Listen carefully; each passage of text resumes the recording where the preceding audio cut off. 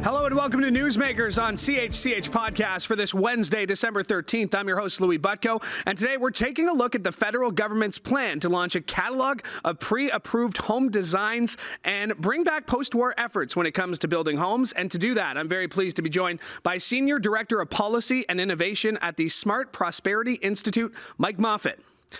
It was back in August of this year. Moffatt, who is also assistant professor in the Business Economics and Public Policy Group at Ivy Business School at Western University, spoke on the issue of housing at the federal caucus meetings in Charlottetown, where he called for, among other suggestions, a wartime-like effort needed to build the number of houses needed that the Canadian Mortgage and Housing Corporation says we need to restore affordability. So he's the perfect guest to break this all down. Professor Moffatt, thank you for making the time. I know you're a very busy guy, especially the last few days. Let's jump right into it with Sean Fraser's announcement yesterday. How significant is this on the grand scheme of things?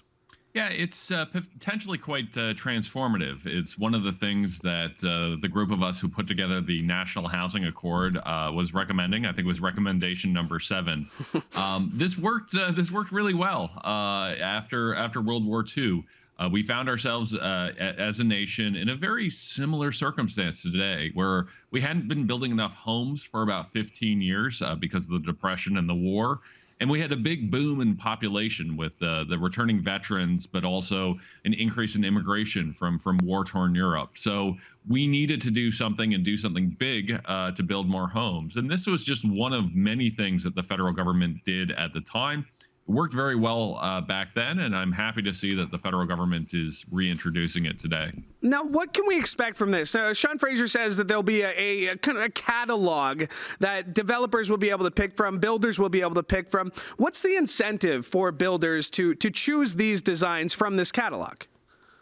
Money and time, basically. So let's give an example. We know across Canada that fourplexes are being legalized as of right in many cities.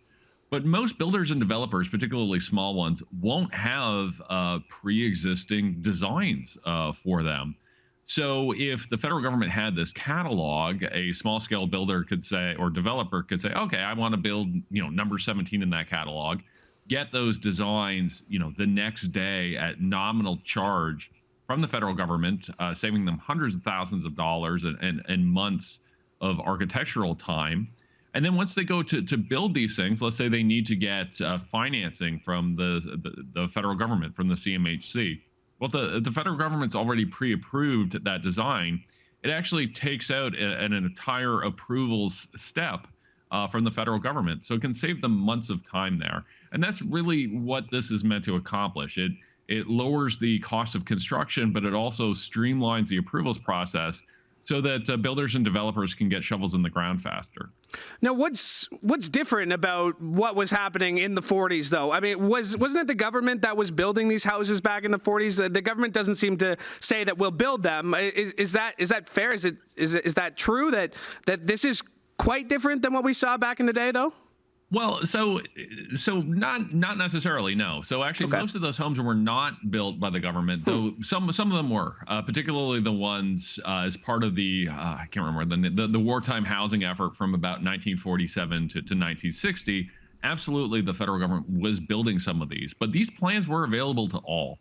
So any builder or developer or just handyman could go out and get these plans. So because of that, many of these were built by the private sector. So it's a suite of policies that the federal government used back in the 40s and 50s. The catalog was one of the suite of policies, but so too, you're absolutely right. So too was the direct building of housing, and that's not what the federal government has introduced here. They've only reintroduced the catalog component. Now, the CMHC has said we need 5.8 million homes by 2030. As you wrote in your piece back in August when you called on these changes to restore affordability. That seems to be the issue that a lot of people are facing with mortgage rates and renewing your mortgage rates and just not being able to afford a house. How will this help make homes more affordable? Just straight up. Yeah, so I mean, there's some things it won't do. Obviously, it doesn't affect interest rates. It doesn't affect land costs, and there's a lot of inputs that go into building a house. But There are others that architectural costs are part of those costs. This lowers those. A lot of the costs are the cost of obtaining approvals. Anything from building permits to CMHC approvals. This reduces the time of getting those, and since time is money, it reduces those costs, and potentially could reduce other costs as well if the federal government does a good job of implementing this. So ideally, the designs in this catalog should be made in such a way that these homes aren't particularly labor intensive to build, that they're really simplified, streamlined designs that incorporate new technologies like panelization and so on that are less labor intensive to build. So it could reduce the labor cost of building homes, not because it's driving down wages, but because it's taking fewer hours to build. So it doesn't solve all of the issues in our housing market. I don't think any one policy would. But what this does is both lower construction costs and speed up the approvals process. You mentioned the labor process, and having a less intensive labor process would be great to build more houses more quickly, because you've spoken about the lack of skilled trades and how that's affecting the housing market. Where are we seeing that more promptly? Where's that most apparent that the lack of skilled trades is hurting housing building? Yeah, well, we're hearing it directly from builders and developers who have projects they'd like to build, but they can only get so many crews. So they might have 3 apartment buildings that they want to build, but they can't build them all simultaneously. They're having to do them one at a time, which slows down the process. So, if we're going to double or triple home building, what the CMHC says that we need to do, obviously, one of the ways of doing that would be to double or triple the numbers of electricians and plumbers and so on. But that's really not that realistic. And in fact, we are having trouble just keeping the number of skilled tradespeople flat because there are so many retirements. There are so many baby boomers who entered the industry in the 1970s who are retiring these days. So, just keeping the pool of skilled trades workers to what it is has been a challenge. So it's not realistic to double or triple that. So we've got to find ways to build homes more productively so we can best utilize the labor that we do have. You write here, we should view this strategy as an investment, not a cost, as the economic opportunities are enormous. New housing will allow workers to live closer to opportunities, and scaling up these technologies creates manufacturing jobs across Canada and new products to export worldwide.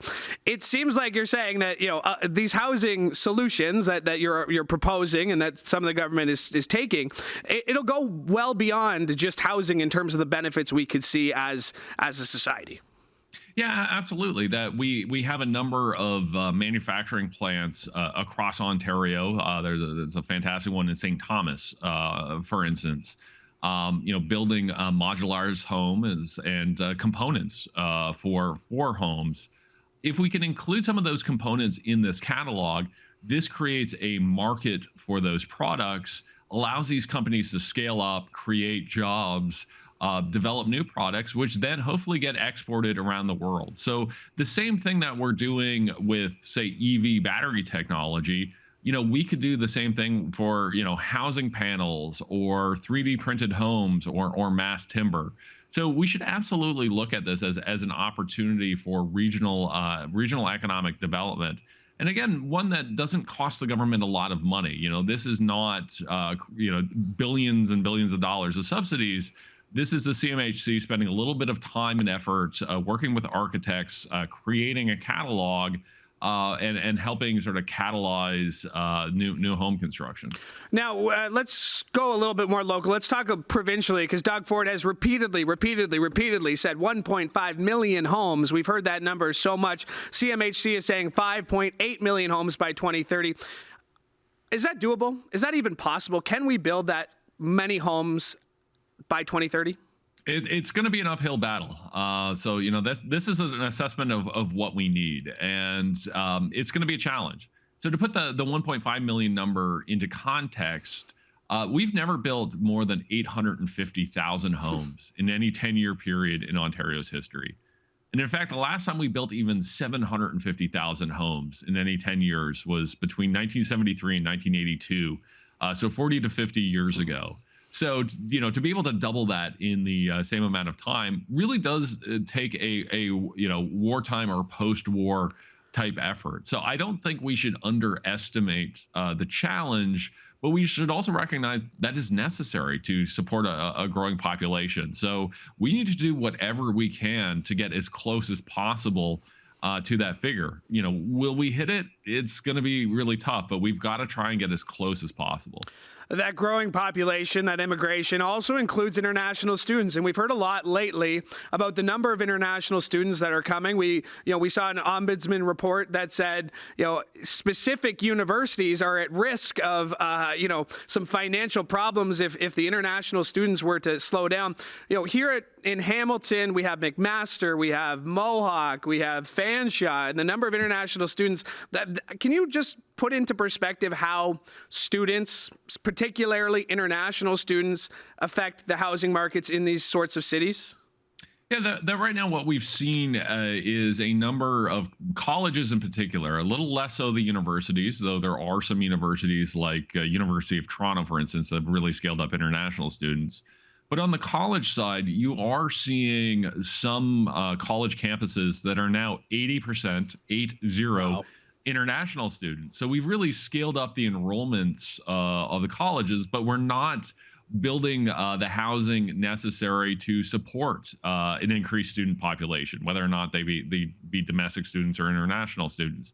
So it's causing challenges in a number of markets. So my hometown of London is a prime example that over the last 3 summers, every summer, we're seeing the rent on new leases go up by about 10%. Just in the matter of weeks.